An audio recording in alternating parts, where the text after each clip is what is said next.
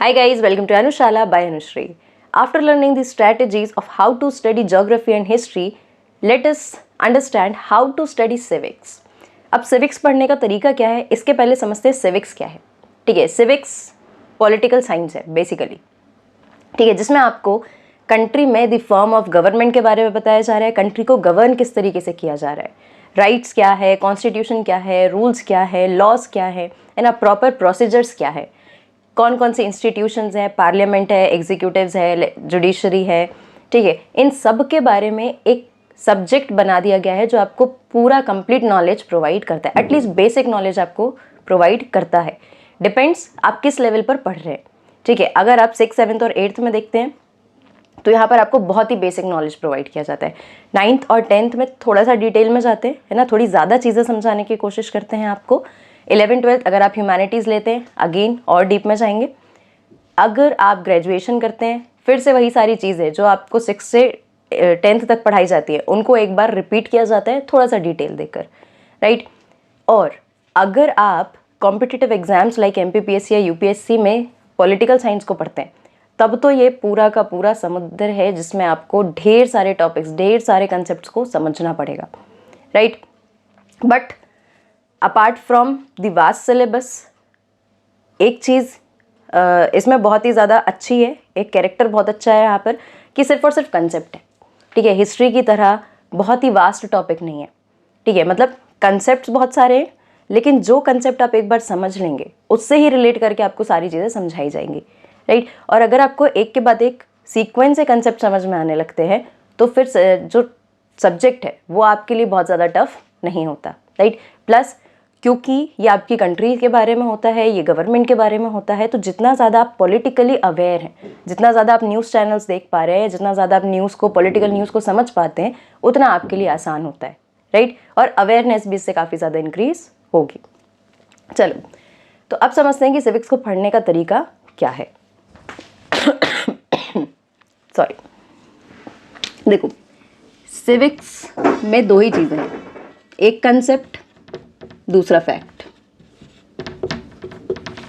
Civics में ज़्यादा stories नहीं होती, सिविक्स में केस स्टडीज़ होती हैं. ठीक है, मतलब केस स्टडीज़ यानी एक पूरी स्टोरी बना दी जाएगी जिस स्टोरी से आपको जिस्ट निकालना है, दैट्स इट. कंसेप्ट पकड़ना है बस, ना आपको केस स्टडी ध्यान रखनी है और ना ही आपको उसकी पूरी स्टोरी लाइन ध्यान रखनी है, राइट. मतलब आपको सिर्फ और सिर्फ कंसेप्ट को समझाने के लिए एक स्टोरी पूरी सुनाई जाएगी.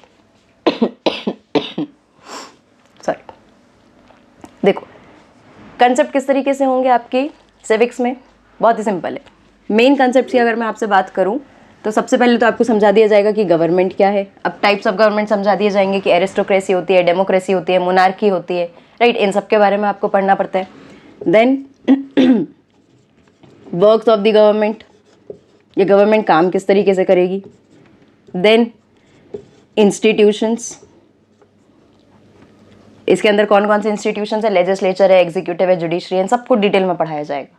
And it is, believe me, it is very much interesting. अगर आप समझने की कोशिश करेंगे तो समझना डिफ़िकल्ट थोड़ा सा होता है क्योंकि बहुत सारी चीज़ें आपको लगेंगी कि याद रखनी पड़ रही हैं, लेकिन जैसे जैसे आप चीज़ों को दिमाग में रखने की कोशिश करेंगे थोड़ा थोड़ा करके, बहुत ज़्यादा एक साथ पढ़ेंगे तो नहीं समझ में आएगा, थोड़ा थोड़ा करके बेसिक से जब आप शुरू करेंगे तो क्या होगा, अल्टीमेटली आपको सारी चीज़ें बहुत अच्छे से समझ में आने लगेंगी. प्लस सबसे अच्छा तरीका ये है इसको पढ़ने का कि आप अपने आसपास इन चीज़ों को देख सकते हैं. इलेक्शंस होते हैं तो आप समझ सकते हैं कि इलेक्शन की प्रोसेस कैसे होती है ना. लोग कैंपेनिंग करने आ रहे हैं तो आप उस चीज़ को लाइव देख सकते हैं कि कैंपेनिंग होती किस तरीके से. वोटिंग आप आसानी से देख सकते हैं कि वोटिंग किस तरीके से होती है, राइट. सारी चीज़ें जो है, ऐसा नहीं है कि आप किसी भी चीज़ को इनमें से एक्सपीरियंस नहीं कर सकते, राइट. पॉलिटी में अच्छी बात यही है कि सारी चीज़ों को आप एक्सपीरियंस कर पाएंगे अगर आप अवेयर है तो, और अगर आपके अंदर क्यूरियोसिटी है तो. देन फिर इंस्टीट्यूशंस के बाद आपको क्या पढ़ाया जाएगा इसमें, कॉन्स्टिट्यूशन के बारे में कि कॉन्स्टिट्यूशन क्या होता है, कॉन्स्टिट्यूशन बनता कैसे है, किसने बनाया है, उसमें कौन कौन सी चीज़ों को इंक्लूड किया गया है, कौन सी चीज़ें इंपॉर्टेंट हैं, कौन सी चीज़ें आपके लिए सबसे ज़्यादा ज़रूरी हैं. ठीक है, जैसे कि फंडामेंटल राइट्स, FRs जो होते हैं आपके. ठीक है, अगर आप इंडिया के सिटीज़न हैं तो आपके पास कौन कौन से राइट्स हैं, आपके कौन कौन से अधिकार हैं, और अगर कोई आपके अधिकारों को वायलेट करता है तब आप उसके लिए क्या करेंगे, सारा का सारा कहाँ पर समझाया जाएगा, सिविक्स में, राइट. सो अपने आप में सिविक्स एक बहुत ही कंप्लीट और बहुत ही इंटरेस्टिंग सब्जेक्ट है। लेकिन अगर आप ये सोचेंगे कि यार इसमें तो सब कुछ फैक्ट्स याद करने पड़ते हैं, इसमें तो प्रोसीजर ही याद करनी पड़ती है, फंक्शंस ही याद करने पड़ते हैं, अगर आप इस तरीके से पढ़ेंगे तो ये आपको याद नहीं होने वाले and it will become tough for you.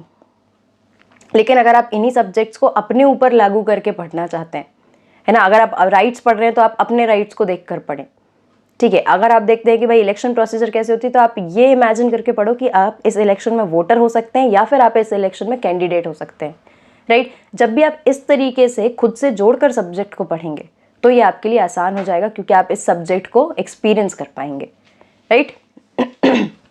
तो इस तरीके से कुछ टॉपिक्स, कुछ बेसिक टॉपिक्स हैं जो आपको पढ़ा दिए जाते हैं, और फिर सारी की सारी चीज़ें इन्हीं टॉपिक्स के अराउंड रिवॉल्व होती रहती हैं, राइट। अब इसमें और कुछ टॉपिक्स कैसे इंक्लूड होंगे? इलेक्शंस, ठीक है, campaigning and etcetera, right. Corruption आपको इसमें पढ़ाया जाएगा, राइट। फिर जुडिशरी कैसे काम करती है, केसेस कैसे आगे बढ़ते हैं, जस्टिस कैसे मिलता है लोगों को, ये सब कुछ आपको इस सब्जेक्ट के अंदर पढ़ाया जाएगा, और सारी की सारी चीज़ें इन्हीं टॉपिक्स के अराउंड रिवॉल्व करती रहेंगी हर क्लास में, हर लेवल पर, राइट। जब आप MPPSC UPSC लेवल पर जाएंगे तो वहाँ पर आपको ज़्यादा टॉपिक, इनमें से ही 2-3 टॉपिक को उठाकर उन सबको एक साथ जोड़ने की कोशिश करेंगे कि एग्जीक्यूटिव का काम क्या है, तो उसमें पार्लियामेंट इंटरफेयर करता है कि नहीं, जुडिशरी उसमें इंटरफेयर करती है कि नहीं, कॉन्स्टिट्यूशन बना है तो जुडिशरी उसमें इंटरफेयर कर सकती है कि नहीं। मतलब बेसिकली कंसेप्ट वही है, उसके ही चारों तरफ घुमा के पूरे सब्जेक्ट को बनाया गया है, right. So let us begin. Subject पढ़ने का अगेन तरीका वही है, मल्टीपल रीडिंग। और इसमें मल्टीपल रीडिंग पता है क्यों करनी है? मल्टीपल रीडिंग प्लस फोकस रह के रीडिंग करनी है। कारण, क्योंकि यहाँ पर चैप्टर की लेंथ छोटी होती है लेकिन आपको हर दूसरी लाइन इंपॉर्टेंट लगती है, राइट। क्यों? क्योंकि इसमें डिफ्रेंशिएट कर पाना पहली दूसरी रीडिंग में मुश्किल होता है कि कौन सी लाइन इंपॉर्टेंट है और कौन सी लाइन आपको कंसेप्ट बताती है और कौन सी लाइन आपको अंडरस्टैंडिंग के लिए दी है। ये डिफ्रेंशिएट करने के लिए आपको मल्टीपल रीडिंग तो लगेंगी ही। अगर आप चाह रहे हैं कि आपको एक बार में रीड करके समझ में आ जाएगा, या आप चैप्टर के नोट्स बनाकर रख लेंगे, शॉर्ट नोट्स बना लेंगे, तो डिफिकल्ट होगा, राइट। मल्टीपल रीडिंग करें और फोकस्ड रीडिंग करें, ठीक है। इतनी बार फोकस्ड रीडिंग करनी है या इतनी बार मल्टीपल रीडिंग करनी है जब तक आपको ये ना समझ में आ जाए कि हाँ मुझे बस इतनी लाइन अपनी कॉपी में लिखनी है और मुझे सब कुछ याद आ जाएगा या मैं खुद एक आंसर लिख सकती हूँ, तब तक आपको मल्टीपल रीडिंग किसी भी एक पर्टिकुलर चैप्टर की करनी है, राइट। अगर आपको ऐसा लगता है कि आपके पास समय कम है तो आप अपनी रीडिंग स्पीड बढ़ाएं, राइट। और इतना फोकस्ड होकर रीड करें कि आपको 2 से 3 रीडिंग में उससे ज़्यादा रीडिंग की ज़रूरत ना पड़े, फाइन। लेकिन अगर आप मल्टीपल रीडिंग को स्किप करते हैं तो काम नहीं बनेगा, है ना। आप नोट्स शॉर्ट बना ही नहीं पाएंगे। आप नोट्स बनाने जाएंगे और आप दूसरी किताब छाप लेंगे, जो कि करने का कोई मतलब नहीं है। एक बुक तो है ना ऑलरेडी, तो दूसरी किताब क्यों छापना?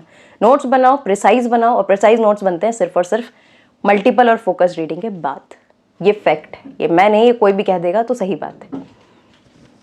Next, focus on concept not on case studies. Case studies बहुत सारी समझाई जाएंगी, हर चैप्टर में 2 से 3 केस स्टडी तो देंगे ही देंगे आपको, ठीक है। डिपेंड्स ऑन लेवल, ठीक है। छोटी क्लासेस में कम केस स्टडीज हैं, बड़ी क्लासेस में ज़्यादा केस स्टडीज हैं, राइट। और कॉम्प्लेक्स केस स्टडीज हैं, मतलब एक केस स्टडी 1-1, 2-2 पेजेस की आपको देखने को मिलेगी।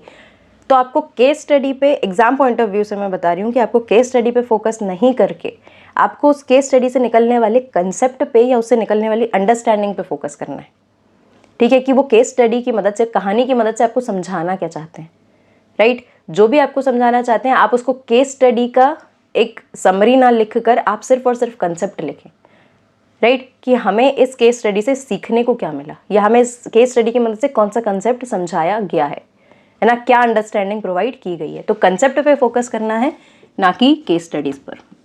Even while making notes make sure कि आप केस स्टडी के नोट्स बनाने ना बैठे, है ना, कि एक पेज में हमने केस स्टडी के ही 1-1, 2-2 लाइन में नोट्स बना ली, कोई ज़रूरत नहीं है, राइट। क्योंकि वो आपको सिर्फ और सिर्फ अंडरस्टैंडिंग पर्पज से दी गई है, तो उसको समझो और कंसेप्ट के लिए नोट्स बनाओ। Then dates are not that important, results are. Civics में डेट्स कहाँ आएंगी? सिविक्स में डेट्स आती हैं जब आपको लॉस के बारे में बताया जाता है, ठीक है, ये आपको ये बताया जाता है कि कॉन्स्टिट्यूशन कितनी डेट को बनना चालू हुआ, कब खत्म हुआ। अगर आप स्कूल लेवल पर पढ़ रहे हैं तो आपको इतनी डेट्स की ज़रूरत नहीं है। यहीं पर अगर आप कॉम्पिटिटिव एग्जाम्स के लिए पढ़ रहे हैं तब आपको यहाँ पर ये डेट्स भी याद रखनी पड़ेंगी, राइट। Mind my words. अगर आप कॉम्पिटिटिव एग्जाम के लिए पढ़ रहे हैं तो वहाँ पर डेट्स का रेलिवेंस भी कहीं ना कहीं बढ़ जाता है, राइट।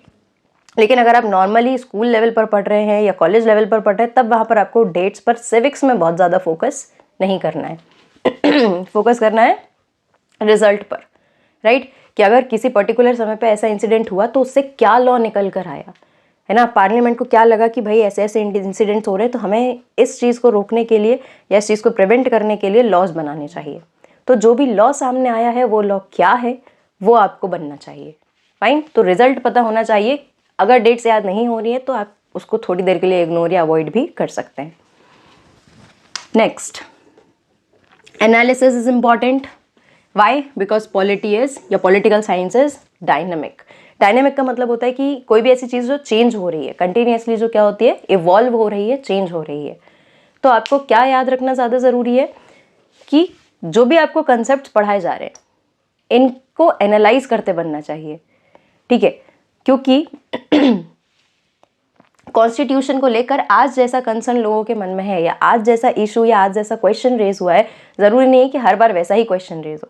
हर बार एक नया क्वेश्चन आएगा, ठीक है, या हर बार एक नया इशू सामने आएगा जिसको सॉल्व करने के लिए जुडिशरी को, पार्लियामेंट्री को, सबको एक साथ काम करना पड़ेगा, फाइन। तो जो पॉलिटी है, जो सब्जेक्ट है, वो बहुत ज़्यादा डायनामिक है। क्यों? क्योंकि एवरीडे लाइफ में लोग क्या कर रहे हैं, गवर्नमेंट से इंटरेक्ट कर पा रहे हैं, राइट। गवर्नमेंट उनके लिए कुछ काम कर रही है, कहीं पर सही कर रही है, कहीं पर गलत कर रही है, लोगों को प्रोटेस्ट करने पर मजबूर कर रही है ना। रिसेंट अभी अगर आप अवेयर हैं तो ड्राइवर्स की स्ट्राइक चल रही थी। वाई? क्योंकि एक नया लॉ पास किया गया। तो क्या हो रहा है यहाँ पर, जो गवर्नमेंट है जब उसकी तरफ से कोई एक्शन लिया जा रहा है तो लोग उसके अगेंस्ट प्रोटेस्ट करते हैं या उसको प्रेज करते हैं, है ना, जो भी अगर उनके इंटरेस्ट में उसके हिसाब से। क्यों ऐसा हो रहा है? हर बार कोई दूसरा, जो भी हर बार लॉ आता है तो क्या हर लॉ के लिए लोग प्रोटेस्ट करते हैं? नहीं। मतलब पॉलिटी जो है वो कैसी है, डायनामिक है। चेंजेस हो रहे हैं और कंटिन्यूस हो रहे हैं, राइट। तो अगर आप अवेयर नहीं हैं, अगर आप अपडेटेड नहीं हैं तो वहाँ पर क्या होगा, आप कंसेप्ट को इंटरेस्टिंग तरीके से समझ नहीं पाएंगे, ठीक है।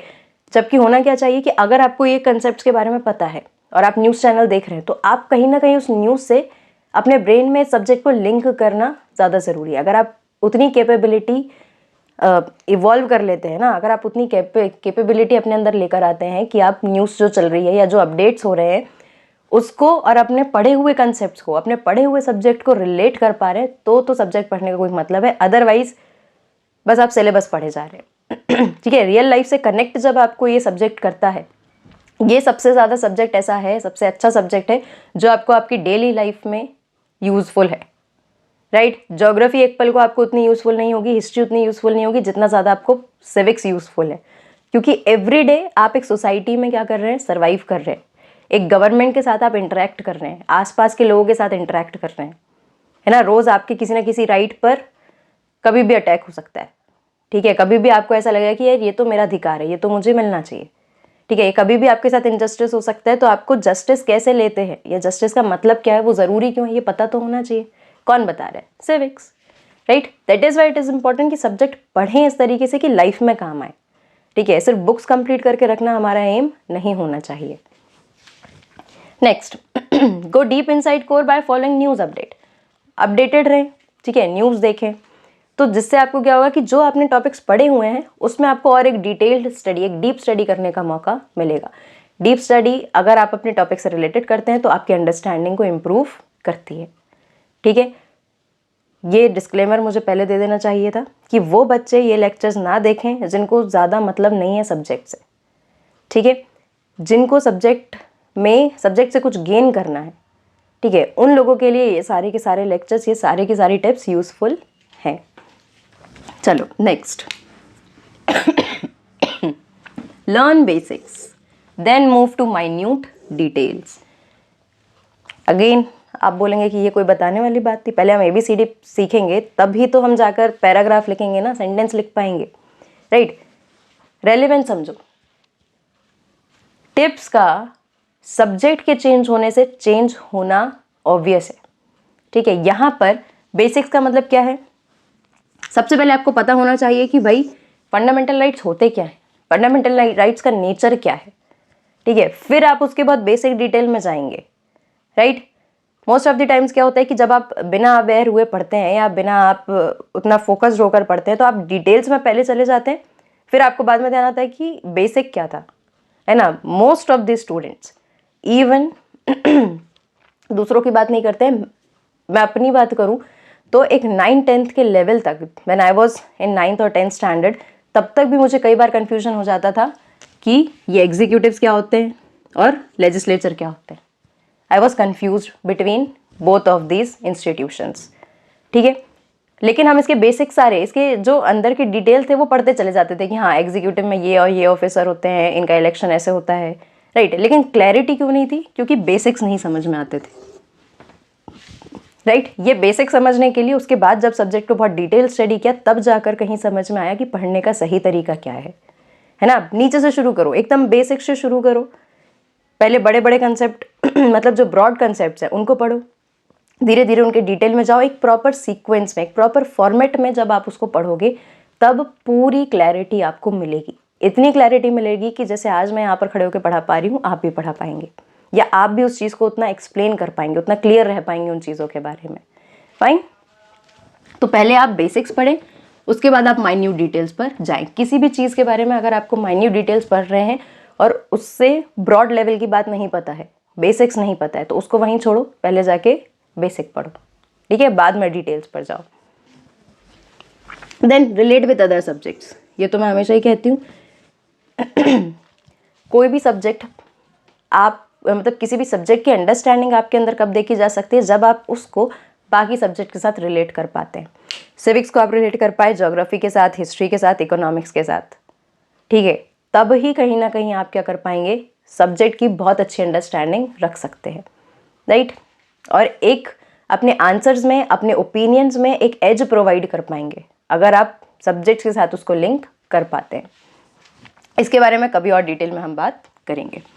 नाउ यहाँ पर हमने देखा कि सिविक्स पढ़ने की स्ट्रैटेजी क्या होनी चाहिए या टिप्स क्या होनी चाहिए।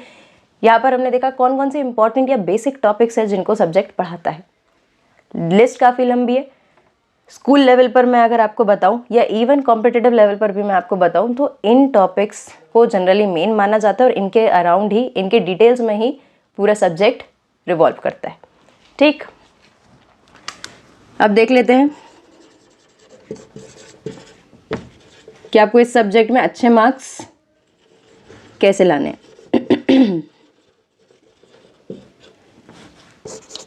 सबसे पहला पॉइंट तो वही है, नीड ऑफ द क्वेश्चन, ठीक है, मतलब कि क्वेश्चन क्या पूछ रहा है ये बनना चाहिए। सिविक्स में नीड ऑफ द क्वेश्चन समझना बहुत ज़्यादा ज़रूरी है, ठीक है। जैसे अगर मैं आपको एक बहुत ही कॉमन एग्जांपल लूँ जो मैंने अपने ऑफलाइन टीचिंग एक्सपीरियंस में सीखा है कि बच्चे सिविक्स में कहाँ सबसे ज़्यादा मिस्टेक्स करते हैं, राइट। इन 9th स्टैंडर्ड आपको इलेक्टोरल पॉलिटिक्स नाम से एक सिविक्स में चैप्टर है, ठीक है, जो आपको इलेक्शंस के बारे में पढ़ाता है, राइट। अब उसमें एक क्वेश्चन है कि व्हाट आर दी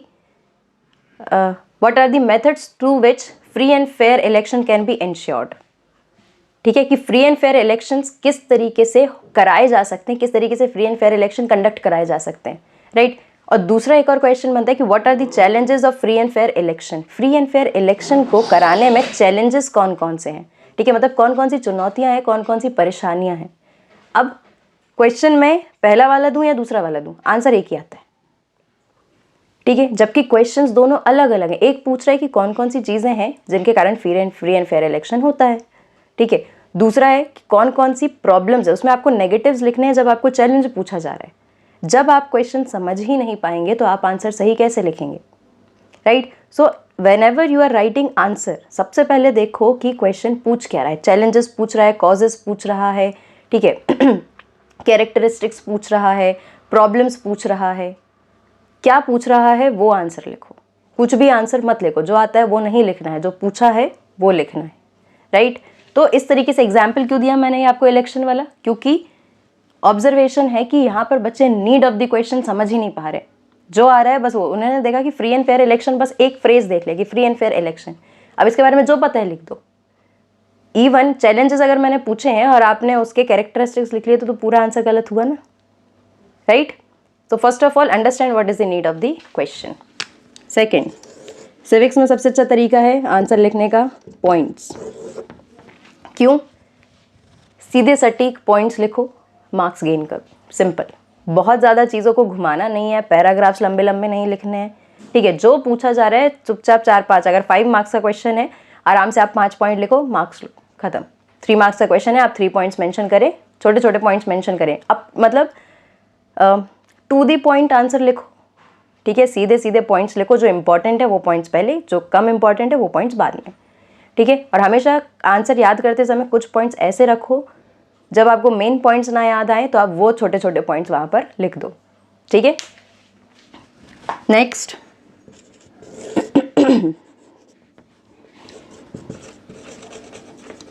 यहाँ पर भी फॉर्मेट काम करेगा, ठीक है।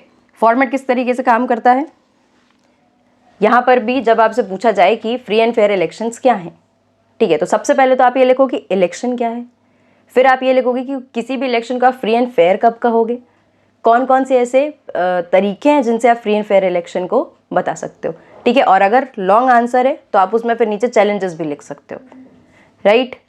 तो इस तरीके से एक फॉर्मेट भी आपको मेंशन करना पड़ेगा। और लास्ट पॉइंट कि अगर आपको नहीं पता है, ठीक है, जैसे मान लो इलेक्शन के बारे में क्वेश्चन आ गया और आपको कुछ भी नहीं समझ में आ रहा, जैसे फ्री एंड फेयर इलेक्शन के बारे में क्वेश्चन आया लेकिन आपको नहीं पता कि फ्री एंड फेयर इलेक्शन क्या है, तो फिर आप इलेक्शन के बारे में लिखो। ये कौन सा, ये पॉइंट कब काम आएगा, जब आपको आंसर नहीं पता है, ठीक है। लेकिन जब आपको आंसर पता है तब आप प्रॉपर सही सही फॉर्मेट में to the point answer provide करें। जब आपको नहीं पता है कि फ्री एंड फेयर इलेक्शन क्या है तो फिर आप इलेक्शन के बारे में अच्छे से लिख दो, ठीक है। अगर आपके टीचर का मूड अच्छा होगा या अगर आपने सही तरीके से आंसर लिखा होगा तो वो आपको वहाँ पर मार्क्स देगा, राइट। लेकिन अगर आपने गलत तरीके से चीज़ों को लिखा है या बहुत ही अननेसेसरी मैसअप करके लिखा है तो वहाँ पर आपको मार्क्स नहीं मिलेंगे।